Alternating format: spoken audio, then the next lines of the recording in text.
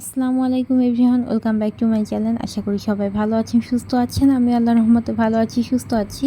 তো আজকে যে ব্লগটা শেয়ার করছি সেটা আমার শুক্রবারের ব্লগ, ওটা শেয়ার করা হয়নি, তাই ওটা আগে শেয়ার করে দিচ্ছি। তো শুক্রবার তো ছুটির দিন না, শুক্রবার হচ্ছে কাজকর্মের দিন। কাজ একটু বেশি থাকে অন্যান্য দিনের থেকে শুক্রবার, কিন্তু যেটা হয় সেটা টাইমলি কাজটা করা হয় না, একটু ধীরে সুস্থে মানে সারাদিনই কাজ করতে হয়। তো এই দিন তো কারোর তাড়া নাই, সবাই ঘুম থেকে লেট করে উঠে। তো আমি সকালে উঠে আগে নাস্তা বানিয়ে নিয়েছি। যতই ছুটির দিন হোক আমার সকালেই ঘুম ভাঙে, বেশি দেরি করে আমি উঠি না, 7টার মধ্যেই উঠে যাই। উঠে আগে নাস্তা বানিয়ে নিয়েছি, তারপর ইকরা ওর বাবা ওরা ওঠার পরে আমি রুমটাকে গুছিয়ে নিলাম, বেডশিট ধুইতে দিলাম, চেঞ্জ করে নিলাম। বেডশিট আমি 7 দিন পর পরই চেঞ্জ করি। তারপরে জানালাটা একদম পরিষ্কার করলাম, গ্লাস ক্লিনার দিয়ে জানালা, ড্রেসিং টেবিল এগুলো সব পরিষ্কার করলাম। খাটের নিচটাও ভালো করে পরিষ্কার করলাম। তারপরে একটু পায়েস বসিয়েছি। ইকরা উঠে ওর বাবার সাথে নিচে গিয়েছে, চুলগুলো বড় হয়েছে তো একটু সাইড দিয়ে কাটিয়ে নেওয়ার জন্য গিয়েছে। তো আমি এর ফাঁকে নাস্তাও খেয়ে নিলাম। আজকে নাস্তায় রুটি, আলু ভাজি, ডিম পোচ এগুলোই করেছিলাম। আর পায়েসটা হওয়ার পরে পায়েসও খেয়েছে সবাই। তো এরই মাঝে আমার একটা পার্সেল চলে আসলো, তো সেটাও রিসিভ করলাম।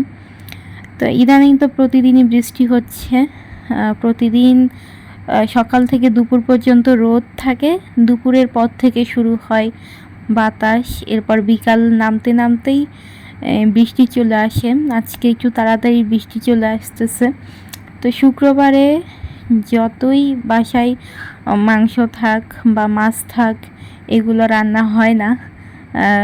শুক্রবারে ইকরার দাদু সকালে উঠে নাস্তা খেয়ে 11টা-12টার দিকে বাজারে যায়, তারপরে মাংস টাংস এগুলো আবার টাটকা নিয়ে আসে, ওগুলো রান্না করা হয়। তো আজকে যেতে যেতে অনেক দেরি করে ফেলেছে। নিতে গিয়েছিল কলিজা, গরুর কলিজা এগুলো নিতে গিয়েছিল, গরুর মাংস।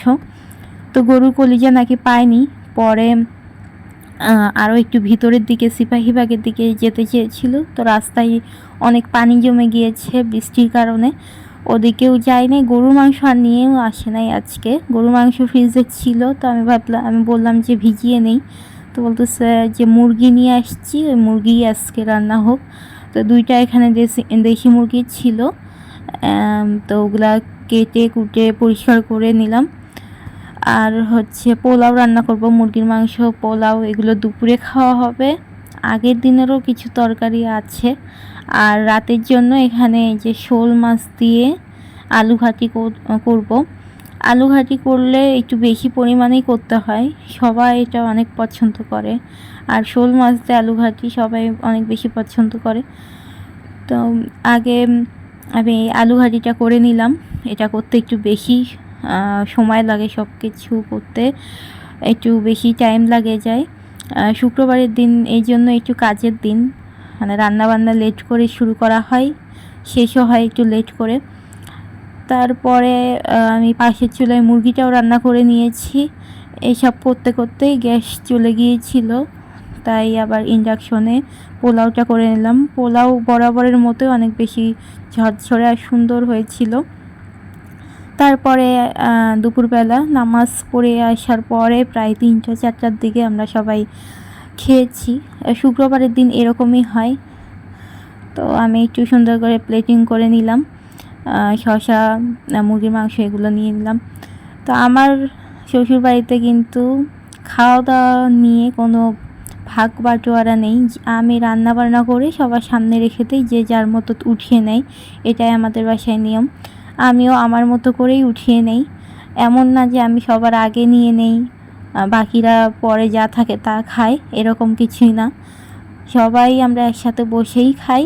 আর আমি একটু লেট করেই খাই, আমার জন্য যা থাকার সেগুলো রেখে দেয়। এই যে রান নিয়েছি, কেউ আবার মনে করেন না শ্বশুরবাড়িতে নিজেরটা নিজে তুলে নিয়ে খেয়েছে। আমি এই যে সোফার ওপরে বসে খাচ্ছিলাম, আমার শ্বশুর শাশুড়ি ওরা মেসের মধ্যে বসে খাচ্ছিল। আর ইকরাকে নিয়ে ওর বাবা পরে খাবে, ওর বাবা একটু লেট করেই খায়, সবার সাথে বসে খায় না। তো এই হচ্ছে আমাদের খাওয়া দাওয়া হলো। তারপর বিকালের দিকে ইকরাকে রেডি করে দিলাম, আমরা একটু বের হয়েছিলাম, কোথায় যাওয়া যায় ভাবছিলাম। বৃষ্টিও আসছিল, একদম ঠান্ডা ঠান্ডা ওয়েদার ছিল, কখন না জানি বৃষ্টি চলে আসে এরকম ওয়েদার ছিল। পরে বাইকে উঠে আমরা একটু আফতাবনগরের দিকে গেলাম। আরে বাবারে, আমি জানি না যে রাস্তায় এত বেশি পানি জমে, অনেক গলির মধ্যে পানি জমে গিয়েছিল। সেই পানির মধ্যে দিয়ে বাইক চালিয়ে আমরা নগরে এসেছি। তো ইকরা বাবা বলছিল এখানে একটা এরকম জারুল ফুলের গাছের সারিওয়ালা রাস্তা আছে, দুপাশ দিয়ে জারুল ফুল, এটাকে কি জারুল ফুলই বলে নাকি আমি ঠিক শিওর না, হলুদ কালারের ফুল, জারুল ফুলই মেবি হতে পারে। তো দুই পাশ দিয়ে সুন্দর জারুল ফুলের গাছ ছিল, আর মাঝখানে এই রাস্তাটা অনেক বেশি সুন্দর ছিল। ফাঁকা জায়গা, এমনিতেও আফতাবনগর আমরা প্রায়ই এখানে আসি, আমাদের বাসা থেকে বেশি সময় লাগে না, হেঁটে আসলে বেশি সময় লাগে না, কিন্তু বাইক নিয়ে আসলে একটু ঘুরে আসতে হয়, কারণ মাঝখান দিয়ে আর কি ব্রিজ নেই, একটু ঘুরেই আসতে হয়। তো এই রাস্তায় আমরা বিকালে প্রায় 5টা নাগাদ আমরা এসেছিলাম। তো সন্ধ্যা হয়ে যাচ্ছিল, এমনিতেই ঝড় বৃষ্টির দিন, সবাই এখানে দাঁড়িয়ে ছবি তুলছিল। এদিকে একটাই সমস্যা, সেটা হচ্ছে প্রচুর মশা, তাছাড়া কোনো সমস্যা নেই, ফাঁকা জায়গা, সুন্দর বাতাস। তো আমরা এখানে দাঁড়িয়ে কিছুক্ষণ ছবি টবি তুললাম। ইকরা অনেক মজা করলো, সবসময় বাসার মধ্যে থাকে, একটু খোলামেলা জায়গা পেয়েছে, এই যে ঘোরাঘুরি করছে। তো ওর বাবার সাথে একটা ভিডিও করতে চেয়েছিলাম, কিন্তু সেটাও করতেই দিচ্ছিল না, ওর বাবার কাছে যাচ্ছিলই না, উল্টা দিকে দৌড় দিচ্ছিল। তো অনেকক্ষণ আমরা হাঁটাহাঁটি করলাম। এই রাস্তাটা ফাঁকাই থাকে, অত বেশি গাড়ি থাকে না। তো যাই হোক, সময় কাটানোর পরে আমরা তো বাসা থেকে খেয়েই বের হয়েছিলাম, তারপরেই সন্ধ্যা হয়ে গেল। তো তারপর এই দুই পাশে রাস্তার ফুডকোর্ট অনেক, রাস্তার দুপাশতেই অনেকগুলো ফুডকোর্ট, মোমো, ফুচকা, চটপটি, সব রকমের খাবারের আছে। এটা একদম রাস্তার লাস্টে এই দোকানটা ছিল, গ্রিল নানের দোকান, নান না, লুচি, গ্রিল, কাবাব এসবের দোকান। তো আমরা এখান থেকে একটু হালকা পাতলা নিব, একটা হয়তো বা চিকেন গ্রিল নিব।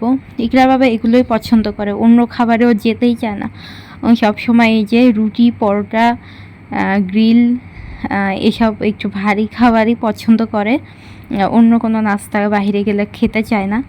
তো আমরা একটাই গ্রিল শেয়ার করে খেয়েছিলাম, এতেই আমাদের পেট ফুল হয়ে গিয়েছে। লুচিও দিয়েছিল, পরে আবার লুচি নেওয়া হয়েছে, এখানে 2টা লুচি দিয়েছে, তারপর আবার লুচি, রুমালি রুটি এগুলো নেওয়া হয়েছিল।